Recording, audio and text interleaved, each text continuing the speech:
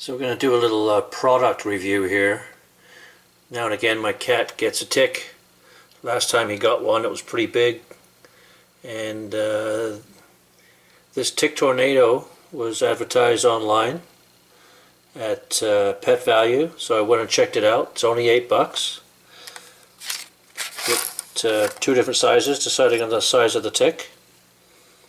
Anyway, cat came in this morning with one, so I got this guy out. There's the tick, kind of engorged.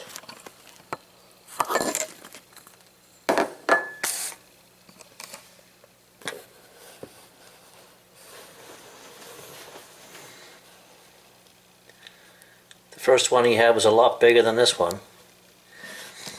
But anyway, it's quite easy. You just take this little tool and you slide that tool under the tick when he's attached to your cat. Give it a twist and a pull, and that's how he came out. Got the head, the body, and the blood sac all in one.